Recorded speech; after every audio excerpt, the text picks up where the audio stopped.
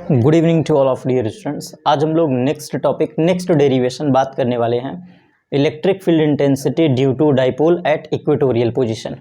Previous classes में हम लोगों ने दो डेरिवेशन देखा था, due to charge ring as well as at a axial position. ये दो डेरिवेशन हमने देखा था।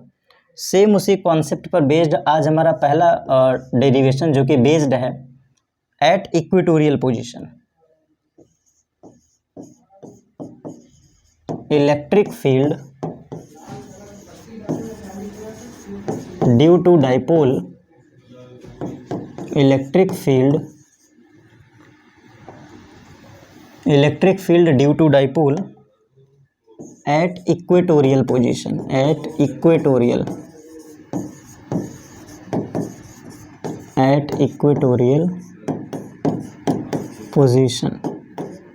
ठीक, at equatorial position. Equatorial position का मोस्ट इंपॉर्टेंट डेरिवेशन, बहुत ध्यान से चीज़ों को समझिएगा क्योंकि थोड़ा सा कॉम्प्लेक्स है ये डेरिवेशन, थोड़ा सा कॉम्प्लिकेटेड है ये डेरिवेशन, इसलिए बहुत अच्छे से समझते चलेगा चीज़ों को। ये हमने एक डाइपोल एज्यूम किया, ठीक।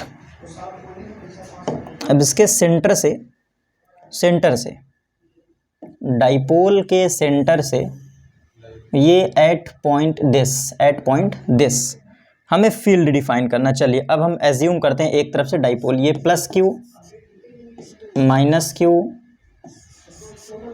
And distance between them is 12, और सेंटर से डाइपोल के सेंटर से eight height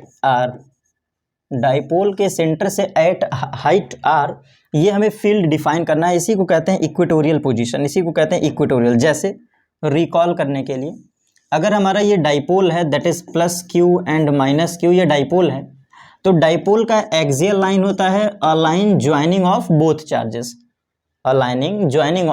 charges, of dipole is called axial line. ये एक्सियल लाइन है एंड एक्सियल के परपेंडिकुलर, इट मींस एक्सियल के 90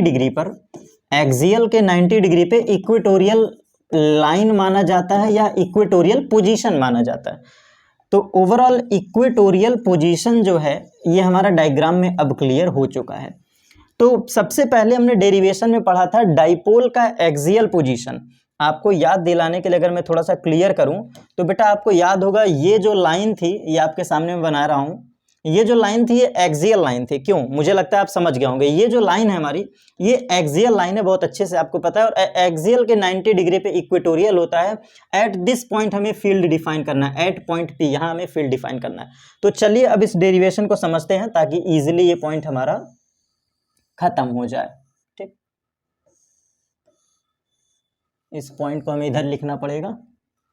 चलिए देखिए, तो ये प्लस चार्ज है, प्लस की फील्ड कैसी होती है भैया? अलोंग, प्लस की फील्ड अलोंग होती है E1, ठीक है, प्लस की फील्ड अलोंग, और माइनस की फील्ड टूवर्ड्स होगी, तो ये रहा आपका टूवर्ड्स फील्ड E2। जाहिर सी बात है प्लस चार्ज अपने से दूर फील्ड बनाता है, ये पॉइंट हमेशा याद रखना। जो प्लस चार्ज होगा ये हमेशा दूर बनाता है, और जो निगेटिव होता है वो अपने तरफ बनाता है, टूवर्ड्स। निगेटिव चार्ज का टूवर्ड्स अ पॉइंट चार्ज और पॉजिटिव का away from the point charge, ये कॉन्सेप्ट होता है, ठीक है।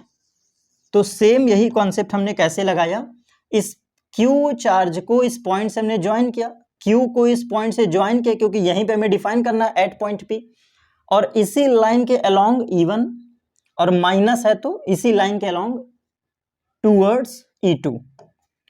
तो अब जरा डिस्टेंस की बात करते हैं, तो ये डिस्टेंस हो जाएगा r² प्लस l², और सेम एज वेल एज अगर इस डिस्टेंस की बात करें तो r² प्लस l², ठीक है।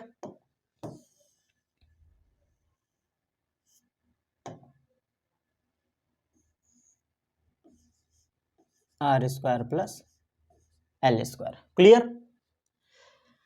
फाइनली बहुत ध्यान से देखिएगा, due to same side of triangle, बहुत बारीकी से चीजों को समझिएगा। Due to same side of triangle, this angle is theta, ये देखो this angle is theta, and also due to this same side of triangle this angle is theta. कहने का मतलब है ये जो ट्रायंगल आपके सामने दिख रहा है, जो ट्रायंगल दिख रहा है, फास्ट वे में देखेगा चीज़ों को, ये जो ट्रायंगल दिख रहा है, ट्रायंगल में नीचे की डिस्टेंस 12 है, ठीक, ये डिस्टेंस है r square plus L square, R square plus L square, and also this distance is R square plus L square. तो हम इजीली कह सकते हैं सेम साइड के सामने का एंगल क्या होगा, सेम होगा, तो दिस एंगल इज थीटा, और सेम साइड के सामने का एंगल थीटा होगा, दिस एंगल इज थीटा। यही पॉइंट हमने बनाया है बेटा, यही पॉइंट हमने डायग्राम में बनाया हुआ है। तो फाइनली इस डायग्राम में अब हम क्या करेंगे, बहुत ध्यान से देखिएगा, बहुत ध्यान से देखिएगा, ये एंगल थीटा तो ये एंगल थीटा, ये एंगल थीटा तो ये एंगल थीटा, और ये एंगल थीटा तो ये ऊपर का angle equal and cross angle, मतलब इसको क्या कहते हैं, cross and equal angle simply. और this angle is theta, so this angle is theta, ये हमारा पॉइंट है।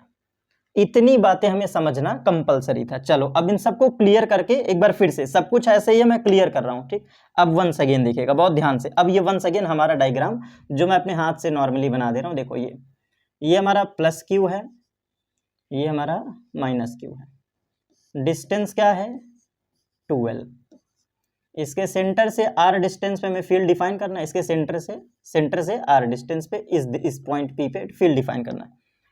तो जनरली प्लस चार्ज की फील्ड होगी E1, यस सर, और माइनस की फील्ड होगी E2, माइनस की फील्ड होगी E2। कोई डाउट हो तो बताइए भैया, ये E2 क्लियर।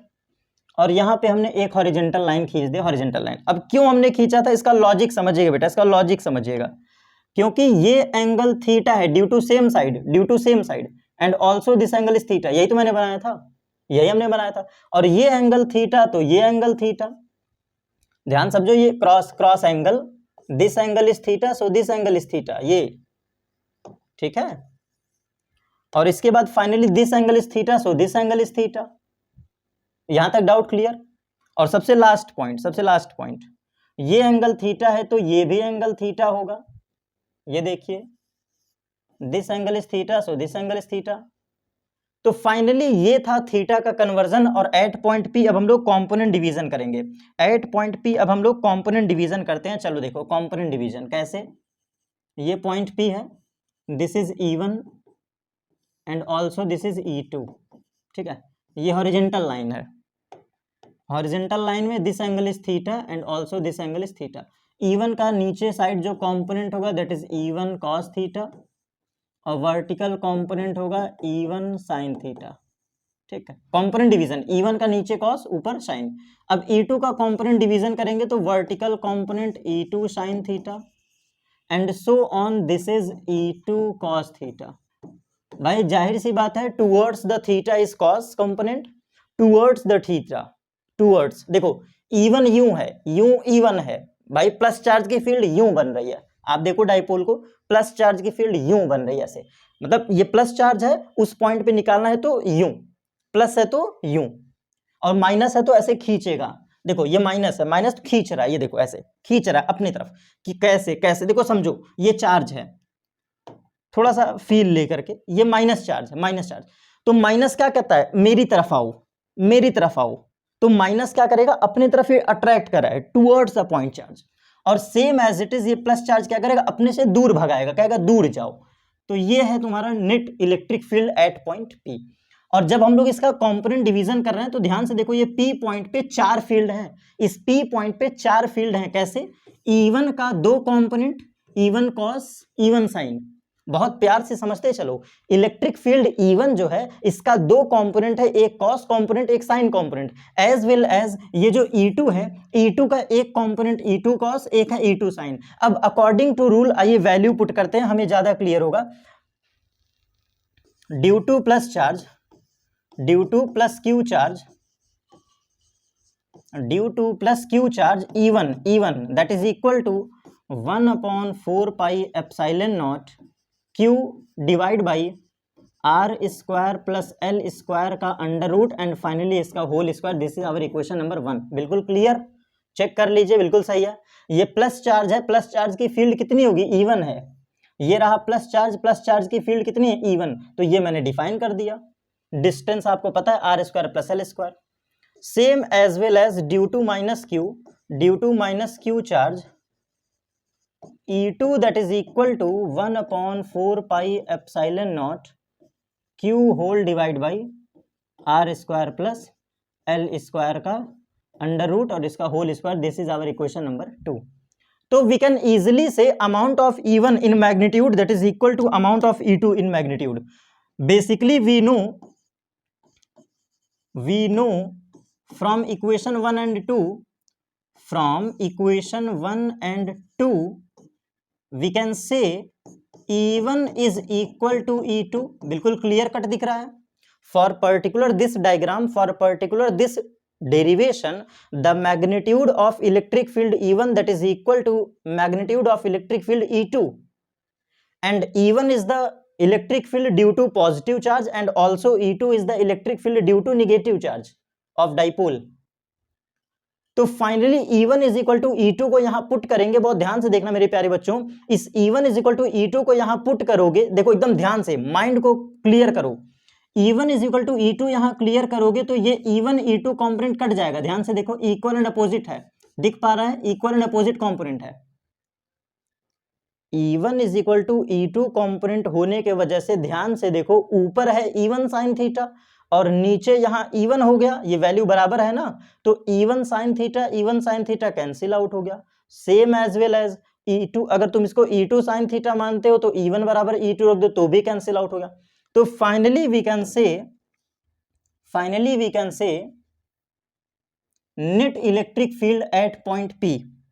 अब यहां पे हम लिखने जा रहे हैं net electric field at point P. Net electric field at point P that is equal to E1 cos theta plus E2 cos theta, क्योंकि यही कंपोनेंट जुड़ रहा है. देख लो अलोंग द एक्सिस देख लो भैया, दो ही फील्ड है ये मेरे प्यारे बच्चों. देखो E1 cos theta plus E2 cos theta, ये देखो दिख रहा है ना अलोंग द एक्सिस. और E1 E2 cos component cut गया, जो वर्टिकल कंपोनेंट है. Vertical component of the respectively field E1 and E2 are cancel out to each other. Vertical component of respectively electric field and E2 that is cancel out to each other. तो final electric field क्या बचेगा? E1 cos and E2 cos. Value put कर दो. Basically we know E1 is equal to E2, value put कर दो. जैसे value put करोगे मुझे लगता है ये आंसर हो गया 2 times E1 cos थीटा. और फाइनली वैल्यू पुट कर दो, आंसर आ चुका है. E1 पता है, cos थीटा पता है, देखो आंसर आ गया. ये 2 रहा. E1 की वैल्यू 1/4 पाई एप्सिलॉन नॉट, ये मैंने Q रखा. और नीचे की जो डिस्टेंस है वो R square plus L square एक बार हो गया पावर 1, क्योंकि ध्यान से देखो बेटा, बार बार नहीं बताऊंगा. R square plus L square का ये स्क्वायर रूट है, स्क्वायर करोगे तो स्क्वायर रूट हट जाएगा. ये देखो स्क्वायर रूट हट गया. और finally multiplied by cos theta. अब कॉस थीटा क्या है? ट्राइंगल से डिफाइन कर लो. कॉस थीटा क्या होता है भैया? कॉस थीटा क्या होता है? Base upon hypo. तो L upon hypo R square plus L square. Finally हमारा आंसर आ चुका है. ध्यान से देखो, ये Q है, ये 2 है, ये L है. Q इंटू 2L क्या बन गया? P vector. Q into 2L क्या बन गया? P vector. और फाइनली ये हमारा डेरिवेशन 1/4 पाई एप्सिलॉन नॉट. इन दोनों को मिला देंगे तो R square plus L square की power 3/2. This is our final answer. खत्म एकदम. ठीक है बेटा, ये हमारा फाइनल आंसर खत्म. तो ये हमारा एक derivation due to equatorial position हो चुका है. अब बात करते हैं बेटा, बहुत ध्यान से समझिएगा चीजों को, कॉन्सेप्ट क्लियर करने के लिए बहुत ध्यान से चीजों को समझते चलिएगा. हम लोगों ने पिछले क्लास पे आपको एक केस स्टडी पढ़ाया था, मैं लिखना चाहूंगा, बिल्कुल मुझे अच्छे से याद है. और ये इंपॉर्टेंट स्लाइड है, बोल दे रहा हूं बेटा. जितने पॉइंट को मैं कह रहा हूं यही मेरी नोट्स है, यही मेरा अमृत है, सब कुछ इंपॉर्टेंट स्लाइड. लिख लो, बोर्ड एग्जाम का फिक्स क्वेश्चन इंपॉर्टेंट स्लाइड है, पूरा छाप लेना इस पॉइंट को. जो बच्चे इस वीडियो को देखेंगे वो छाप लेंगे इस स्लाइड को. चलिए आइए सुनिए. Electric field due to dipole at axial position. Electric field due to dipole at axial position इसका डेरिवेशन हमने पिछले क्लास में पढ़ा था, मुझे फॉर्मूला याद है 1/4 pi epsilon naught 2 times P R whole divide by R square minus L square का होल स्क्वायर, ये हमने पढ़ा था। और सेम आज का derivation electric field due to dipole at equatorial position that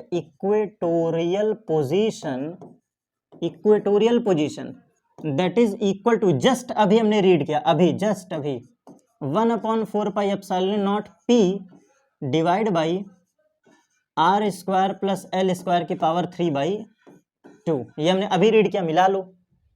देखो भैया, ये देख रहे हो derivation, P upon R square plus L square की पावर 3/2। बेटा यहाँ पे एक प्यारा सा कॉन्सेप्ट आता है, लिख लेना, प्यारा सा कॉन्सेप्ट आता है फॉर शॉर्ट डाइपोल। आपके किताबों में एक नोट लिखा होता है electric field due to short dipole. ये क्वेश्चन है प्योर, ये न्यूमेरिकल है, ये प्योर न्यूमेरिकल है। इतना लिखने के बाद भी ना समझ पाओ तो फिर तुम्हारी गलती बेटा। ये प्योर न्यूमेरिकल स्लाइड है, प्योर न्यूमेरिकल स्लाइड। तो आपसे एग्जाम में क्वेश्चन पूछेगा for a short dipole define the electric field eight axial position, for short dipole define the electric field eight equatorial position. तो जो एबव इक्वेशन है, equation number 1 and equation number 2, ये जो above relation है इसको मत लगा देना, मदर फॉर्मूला है वो, तो मदर फॉर्मूला है। इलेक्ट्रिक फील्ड ऊपर वाला और इलेक्ट्रिक फील्ड नीचे वाला, ये मदर फॉर्मूला है, इसको अप्लाई मत कर देना। फॉर शॉर्ट डाइपोल का मतलब होता है, L is much less than R, ये इसका मीन्स है। नहीं समझ में आया तो आप ये भी कह सकते हो small r is much greater than L, ये दोनों का मतलब होता है शॉर्ट डाइपोल। कहोगे सर क्या फील है इसमें, फील क्या है, कॉन्सेप्ट क्या है, आओ समझाते हैं। बेटा एक बात बताओ, मैंने इतना बड़ा डाइपोल बनाया जिसकी डिस्टेंस क्या है 2L। बेटा मैंने एक डाइपोल बनाया जिसकी डिस्टेंस है 2L plus Q and minus Q, ठीक है भाई, यही तो डाइपोल मानते थे। देखो क्या लिखा है, फॉर शॉर्ट डाइपोल। शॉर्ट का मतलब डाइपोल को दबा के छोटा कर दो, शॉर्ट डाइपोल का मतलब डाइपोल को दबा के छोटा सा कर दो। तो इसको जब छोटा करोगे तो L की वैल्यू डिक्रीज हुई कि नहीं, थोड़ा ध्यान से देखो, यहां इतना बड़ा 2L यहां छोटा हो गया, और दबा के छोटा करो, और छोटा कर दो दबा के, तो ये 2L हो गया, और छोटा कर दो तो ये हो गया। ओवरऑल शॉर्ट डाइपोल का मतलब है L लेस देन होना चाहिए, जो L है, स्मॉल L है, ये छोटा होना चाहिए कंपैरिजन टू R। और R क्या था, along the axis distance as well as along a equatorial position. याद करो, यही तो बताए थे, R क्या था, along the axis distance as well as along the equatorial distance. तो ये जो केस स्टडी मैंने अप्लाई किया है, बस यही आपको याद रखना है। फॉर शॉर्ट डाइपोल का मतलब होता है L is much less than R, या फिर इसी को कह सकते हैं small r is greater than L। और इसका मतलब है कि L बराबर 0 पुट कर दो। इट मीन्स, इसका मतलब होता है L बराबर 0 पुट कर दो on both equation. Short dipole का मतलब होता है L is equal to 0 put the equation number 1 as well as equation number 2। तो चलो अब देखो लिखते हैं, इसको इक्वेशन नंबर 1 एज्यूम कर लो, इसको इक्वेशन नंबर 2 एज्यूम कर लो। बेटा अब हमारा शॉर्ट डाइपोल का आंसर आएगा। चलो फॉर शॉर्ट डाइपोल का मतलब है ये, फॉर शॉर्ट डाइपोल का मतलब है ये, और इसका मतलब होता है L बराबर 0 पुट कर दो इक्वेशन में। चलो वहां L 0 पुट करते हैं, तो 2PR whole divide by 4 pi epsilon naught. नीचे ध्यान से देखो बेटा, L की जगह 0 रखोगे, L की जगह 0 रखोगे तो बचेगा R की पावर 4, R की पावर 4। आप खुद ध्यान से देखो, L की जगह 0 पुट करो मेरे प्यारे बच्चों, L की जगह 0 पुट करो तो R स्क्वायर माइनस 0, और R स्क्वायर माइनस 0 का मतलब R स्क्वायर, और R स्क्वायर का whole square R to the power 4। तो ये बचा R की पावर 4, और यहाँ पे एक बार कट जाएगा, एक R से एक R कट जाएगा। तो फाइनल हमारा आंसर बन गया, हमारा फाइनल आंसर बन गया, क्या बन गया, अगले स्लाइड में लिख देते हैं फॉर शॉर्ट डाइपोल, अगले स्लाइड में लिख देते हैं for short dipole at axial position, देखो ये पहला फॉर्मूला निकल के आया, for short dipole at axial position, at axial position that is electric field is equal to 1/4 pi epsilon naught 2p upon r cube. लिख लो, ये फाइनल आंसर है, ये है तुम्हारा फॉर शॉर्ट डाइपोल आंसर, ये है तुम्हारा for short dipole case, for short dipole, for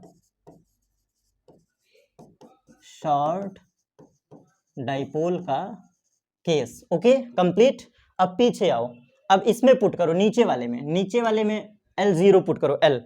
तो जब नीचे वाले में 0 पुट करोगे तो जो मुझे दिखाई दे रहा है, देखो P अपनी जगह है, 4 पाई एप्सिलॉन नॉट अपनी जगह है, L बन गया 0, तो ये 2 से 2 कट जाएगा, कैसे, r स्क्वायर की पावर 3/2, यही तो होगा भैया। L 0 हो चुका है, यहाँ देखो L 0 हो गया, तो ये 2 से 2 कट गया, बचा क्यूबिक। तो यहाँ पे तुम्हारा last formula,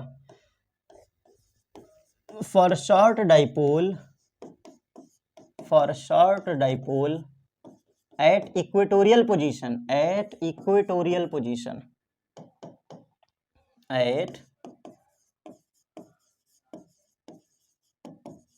equatorial position that formula electric field is equal to 1/4 pi epsilon naught, ऊपर है P नीचे है r cube. This is our answer. छाप लीजिए, ये दो फॉर्मूले आपके लिए बिल्कुल 100% न्यूमेरिकल है, 100% न्यूमेरिकल जरूर पढ़ लीजिए इसको, ठीक है। अब देखो यहाँ पे एक बात कहता हूँ, ये मेरा खुद का बनाया हुआ है सेल्फ मेड फॉर्मूला, इसको मैं स्पेशली अपना नाम दूंगा, सेल्फ मेड फॉर्मूला मेरा है, सेल्फ मेड फॉर्मूला।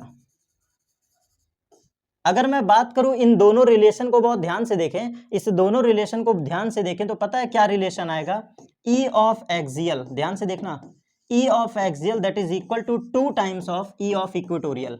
ये मेरा कॉन्सेप्ट है, आप मिला लो, ना भरोसा हो तो मिला के चेक कर लो। इक्वेटोरियल तुम्हारे सामने रखा है, 2 से मल्टीप्लाई कर दो, एक्सियल आ जाएगा। तो ये हमारा रिलेशन है, जिसको मैं कहता हूं कि ये किसी किताब में आपको मिला हुआ नहीं दिखेगा, ये same point, E of axial that is equal to E of equatorial. इसका मतलब हम ये भी कह सकते हैं, for JEE Mains level, for NEET level, for any type of competitive exam, we can easily से from this relation E of axial ratio of E of equatorial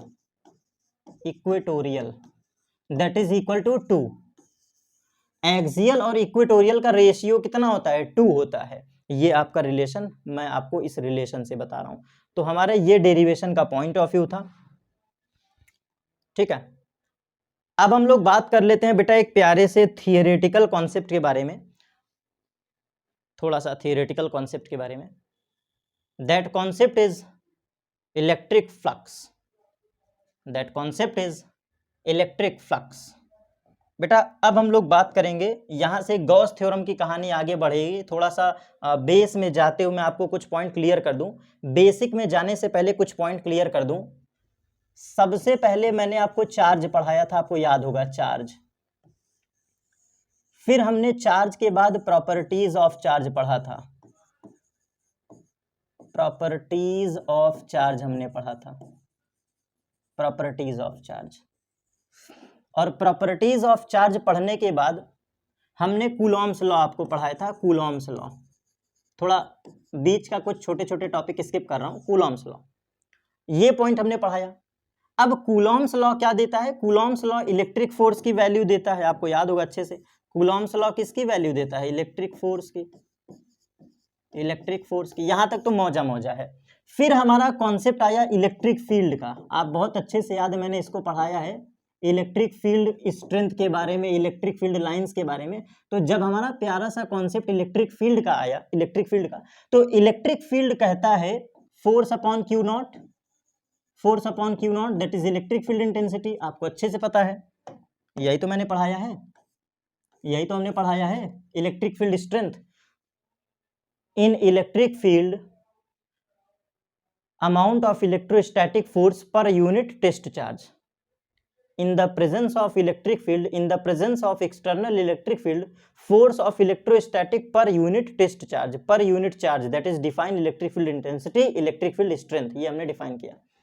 तो यहां से हमारा पहला फॉर्मूला निकल के आता है electric field for point charge formula, electric field for point charge formula that is equal to 1/4 pi epsilon naught Q divide by R square. याद करो बेटा डेरिवेशन, पहला डेरिवेशन, पूरे सेशन का पहला डेरिवेशन, इलेक्ट्रिक फील्ड का पहला डेरिवेशन।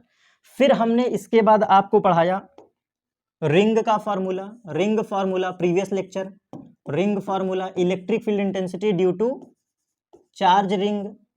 तो ये हमारा दूसरा डेरिवेशन, भाई ये पहला डेरिवेशन, ये दूसरा डेरिवेशन। अब रिंग फॉर्मूला के बाद एक्सियल पोजीशन हमने आपको पढ़ा दिया, एक्सियल पोजीशन हमने पढ़ा दिया, ये थर्ड डेरिवेशन।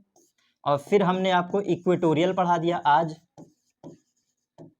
Equatorial position. बेटा बहुत अच्छे से आपको बता रहा हूं बेसिक, हाँ ये कंडीशन है कि वीडियो पूरा देखना पड़ेगा।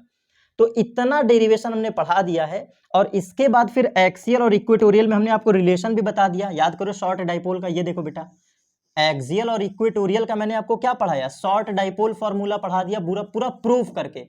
शॉर्ट डाइपोल का मतलब क्या था पूरा समझा दिया हमने। Short dipole formula, short dipole formula का मतलब होता है L is much less than R, या फिर शॉर्ट डाइपोल का मतलब होता है R is much greater L। और इन दिस केस L की वैल्यू 0 पुट कर दो, इन दिस केस L की वैल्यू क्या पुट कर दो 0। तो एक्सियल इक्वेटोरियल में रिलेशन आ गया। इसके बाद अब हम चल रहे हैं डिस्कशन करने इलेक्ट्रिक फ्लक्स की कहानी। इलेक्ट्रिक फ्लक्स नोट करते जाइएगा, एक्स्ट्रा नोट्स आपको नहीं मिलने वाला, यही हमारी प्योर नोट्स हैं। चलिए इलेक्ट्रिक फ्लक्स अब आते हैं। तो ओवरऑल अब यहां से जो मैं स्लाइड स्टार्ट करूंगा ये बेस बनाएगा गॉस थ्योरम का। ये जितना टॉपिक मैं आपको पढ़ाने चल रहा हूं जस्ट नाउ, ये अब बेस बनाएगा किसका, गॉस थ्योरम का। गॉस थ्योरम का बेस बनाएगा, ये बिल्कुल प्योर बेस है गॉस थ्योरम का, गॉस थ्योरम की बेस बनाएगी। अब गॉस थ्योरम की बेस पढ़ने से पहले इसका पहला पॉइंट हमें डील करना पड़ता है इलेक्ट्रिक फ्लक्स। गॉस थ्योरम का बेस क्लियर करने के लिए पहला कॉन्सेप्ट हमें पढ़ना पड़ेगा इलेक्ट्रिक फ्लक्स का। तो चलिए इलेक्ट्रिक फ्लक्स मैं आपको पढ़ाने चल रहा हूं जस्ट अभी, इलेक्ट्रिक फ्लक्स में जस्ट अभी आपको पढ़ाने चल रहा हूं। चलिए देखिए तो इलेक्ट्रिक फ्लक्स क्या होता है बेटा, डेफिनेशन से आपको समझाता हूं, पहले समझो। Total number of electric field lines, definition सही समझा पाऊंगा इसलिए मुझे लिखना पड़ेगा, ऑनलाइन जमाना है तो थोड़ा मुझे वर्क करना पड़ेगा। Total electric field lines, total electric field lines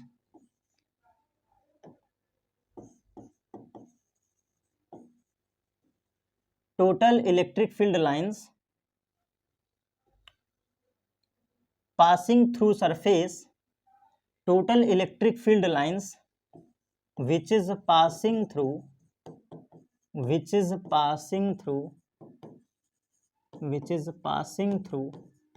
normally, which is passing through normally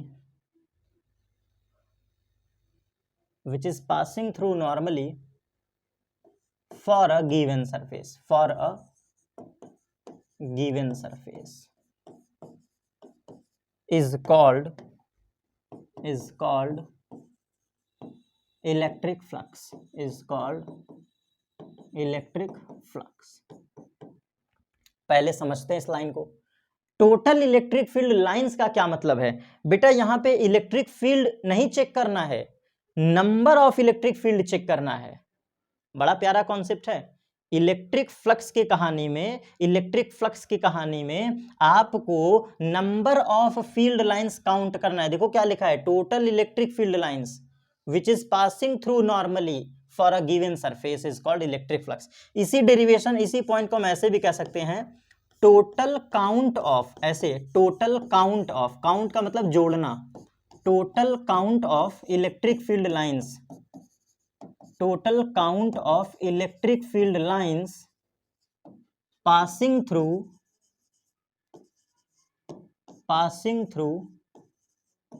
normally a given surface, passing through normally a given surface, और यहाँ पे मैं अपना कुछ कॉन्सेप्ट बताऊं तो total count of electric field lines का मतलब है कि इलेक्ट्रिक फील्ड लाइन की गिनती कर लो, काउंट कर लो, उसको जोड़ लो, 1 2 3 4 से काउंट कर लो। लेकिन कंडीशन क्या है कि जो लाइंस हैं वो पासिंग थ्रू नॉर्मली होना चाहिए। यहाँ पे मैं एक केस लिख दूं, इसको मैं अपने वे में कह रहा हूं, फ्लक्स तभी मिलता है, फ्लक्स तभी मिलेगा, फ्लक्स तभी मिलेगा जब फील्ड लाइंस, ध्यान से इसको सुन लो, जब फील्ड लाइंस परपेंडिकुलर जाएं, परपेंडिकुलर जाएं, समझे? फ्लक्स हमें सिर्फ और सिर्फ तभी मिलता है जब फील्ड लाइंस परपेंडिकुलर जाएं, नहीं तो नहीं मिलेगा। अब यहां से हम थोड़ा सा आगे चलते हैं, डायग्राम बनाते हैं, डायग्राम के थ्रू आपको समझाने का पूरा प्रयास करते हैं। चलिए,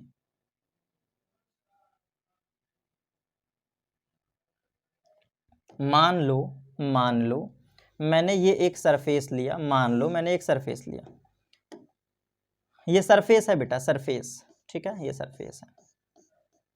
अब यहां से कुछ फील्ड लाइंस पास हुई, जैसे देखो 1 2 3 4, तो फ्लक्स कितना हुआ, फ्लक्स फाई बराबर 4 हो गया, क्योंकि मैंने काउंट कर लिया 1 2 3 4 फील्ड लाइंस इतना। मैंने ये एक प्यारा सा सरफेस बनाया, देखो ये प्यारा सा मैंने एक सरफेस बनाया, और यहां से सिर्फ और सिर्फ एक फील्ड लाइंस गुजरी, ये 2 फील्ड लाइंस गुजरी, तो फ्लक्स कितना हो गया, फाई बराबर 2 हो गया।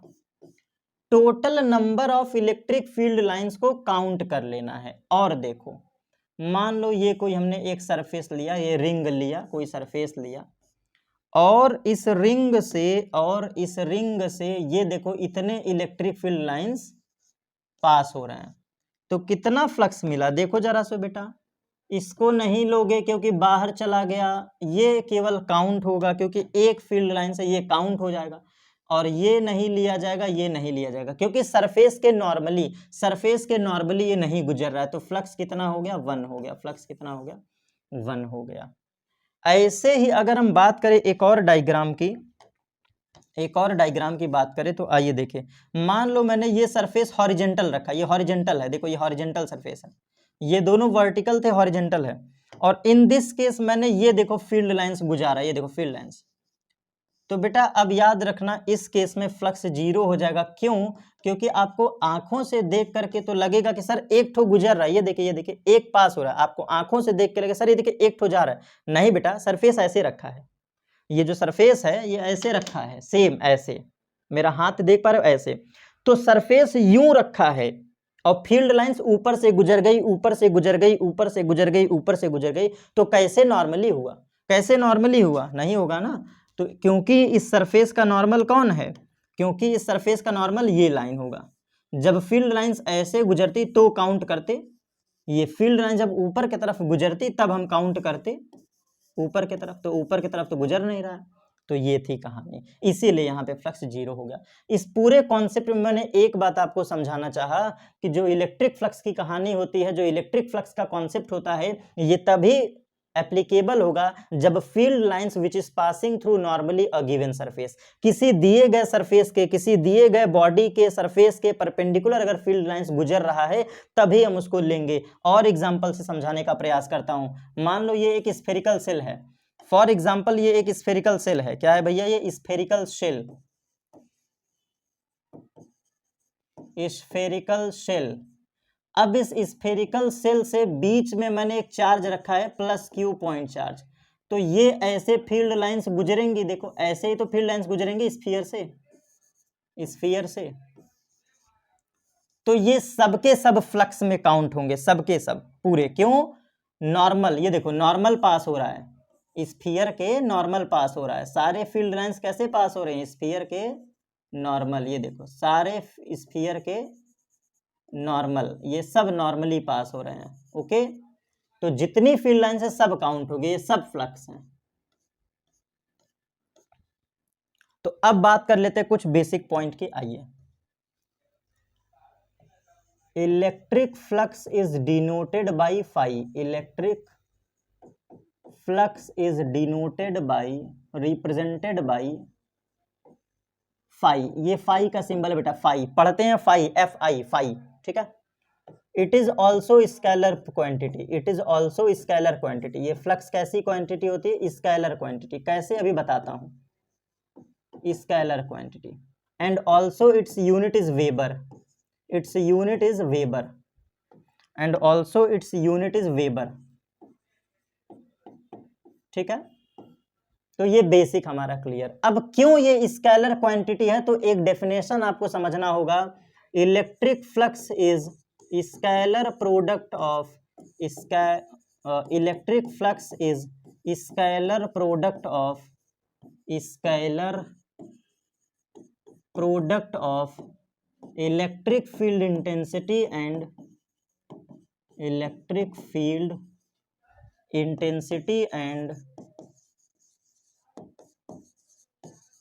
Area vector and area vector. तो ये हमें समझना होगा। जो दूसरी डेफिनेशन है, one of the most important derivation, ये इस बात का प्रमाण है कि फ्लक्स क्यों स्केलर प्रोडक्ट है। ये इस बात को बता रहा है कि जो फाई होता है ये डॉट प्रोडक्ट होता है electric field and area vector का, एरिया वेक्टर का। यहाँ पे याद रखिएगा बेटा, ये एरिया वेक्टर है। ए का मतलब क्या है? Area vector.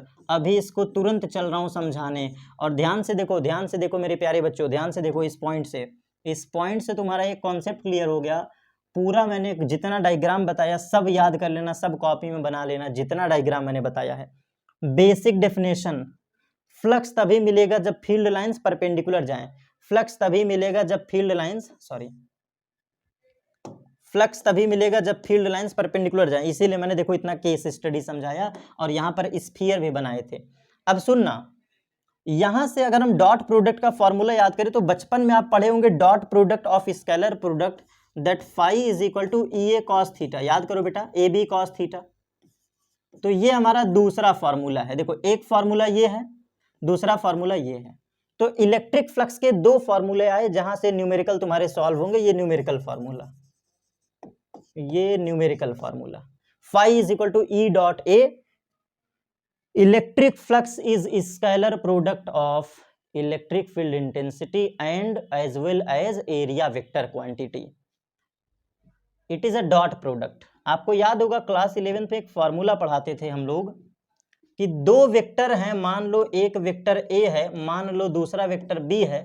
तो ए वेक्टर और बी वेक्टर का डॉट प्रोडक्ट होता था A dot B, that is equal to mod A mod B cos theta. ये फॉर्मूला होता था। तो ए का काम कर रहा है इलेक्ट्रिक फील्ड, क्योंकि also electric field is a vector quantity, and so on area is B vector, area is B vector. तो ई डॉट ए का फॉर्मूला क्या होगा? ई डॉट ए का फॉर्मूला क्या होगा? मॉड ई मॉड ए कॉस थीटा। तो यही फॉर्मूला हमारा सामने लिखा हुआ है।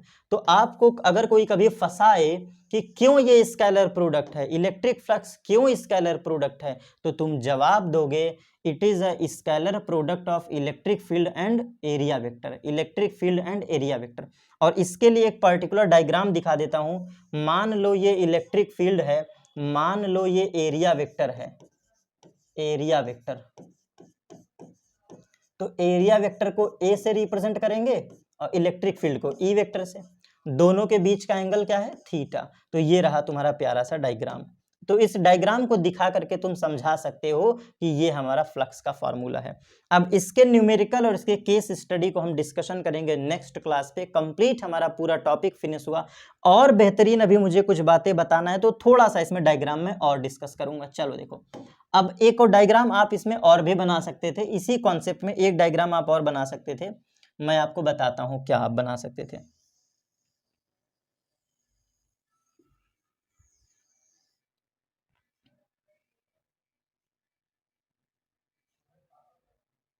चलिए देखिए, आप एक प्यारा सा डायग्राम ऐसा भी बना सकते हैं। बहुत ध्यान से देखिएगा। ये इलेक्ट्रिक फील्ड लाइंस हैं, जिसको यूनिफॉर्म इलेक्ट्रिक फील्ड लाइंस कह रहा हूं मैं। ये बिल्कुल स्ट्रेट इलेक्ट्रिक फील्ड है, ऐसा भी किताब में दिखता है, तो इसलिए मैं बता दे रहा हूँ, कुछ खास नहीं है। ये इलेक्ट्रिक फील्ड लाइंस हैं जो कि यूनिफॉर्म है। यस सर, कोई दिक्कत नहीं। अब यहाँ पे हाइपोथेटिकली किताबों में ऐसा माना जाता है ये कोई सरफेस है। ये मैंने क्या मान लिया? सरफेस। ये क्या है बेटा? सरफेस। ये क्या है? सरफेस। कुछ खास नहीं, वही डायग्राम है, वही डायग्राम है, लेकिन बस किताबों में हार्ड दिखा देता है। हमने एक इलेक्ट्रिक फील्ड बनाया, इलेक्ट्रिक फील्ड के बीच में ये सरफेस हमने रखा, ये क्या है, सरफेस, सरफेस, और सरफेस के ऑलवेज परपेंडिकुलर होता है एरिया वेक्टर, सरफेस के ऑलवेज परपेंडिकुलर होता है एरिया वेक्टर। तो देख लो खुद ही, तुमको थीटा दिख गया, आप खुद ही देखो ध्यान से, ये एरिया वेक्टर, ये देखो एरिया वेक्टर, और इधर साइड इलेक्ट्रिक फील्ड, तो थीटा ये एंगल नहीं दिख रहा है, ये एंगल थीटा नहीं दिख रहा है, यही तो किताबों में डायग्राम बना है। तो बात कर लेते हैं what is area vector, basic concept इसको लिख लो, व्हाट इज एरिया वेक्टर। आपसे क्वेश्चन पूछे what is area vector, area vector क्या होता है, व्हाट इज एरिया वेक्टर, समझ लेते हैं एरिया वेक्टर क्या होता है।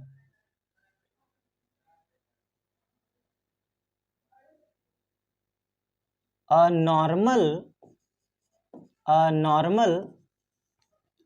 which is draw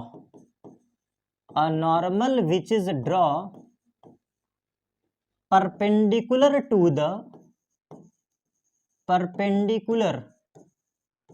to the any given surface, to the any given surface is always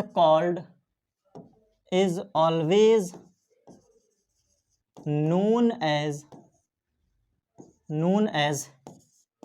area vector.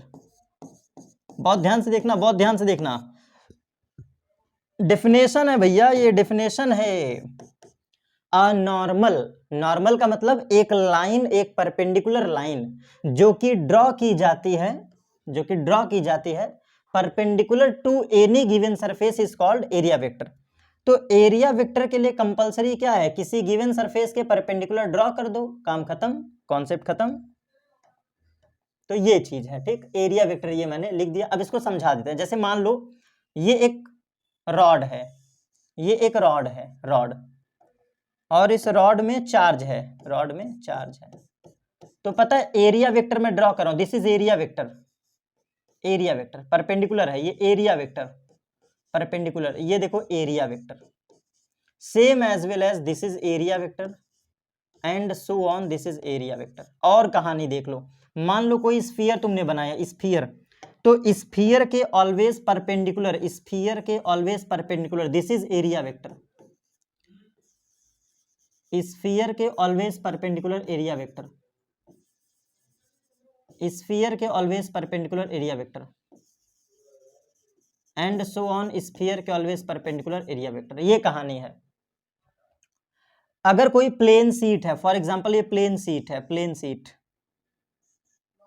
ये प्लेन सीट है, तो किसी भी प्लेन सीट के ऑलवेज परपेंडिकुलर ये होगा एरिया वेक्टर, ये होगा एरिया वेक्टर, ये होगा area vector and so on, ये होगा एरिया वेक्टर।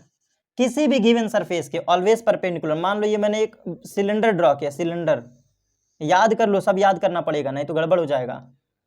हमने सिलेंडर ड्रॉ किया, तो सिलेंडर के ये होगा एरिया वेक्टर, ये होगा एरिया वेक्टर, ये होगा एरिया वेक्टर एंड ये होगा एरिया वेक्टर। किसी भी गिवन सरफेस के ऑलवेज परपेंडिकुलर होगा। मान लो ये कोई प्लेन है, ये प्लेन है, कोई प्लेन है, तो प्लेन के ऑलवेज परपेंडिकुलर एरिया वेक्टर, किसी भी गिवन सरफेस के ऑलवेज परपेंडिकुलर होता है एरिया वेक्टर। ठीक है, सिंपली ये टॉपिक हमारा परफेक्टली फिनिश। अगले क्लास पे हम बात करेंगे गॉस थ्योरम का, गॉस थ्योरम की केस स्टडी, और आगे डेरिवेशन स्टार्ट होगा। मिलते हैं नेक्स्ट टॉपिक पे। Thanks to all of you, enjoy this video.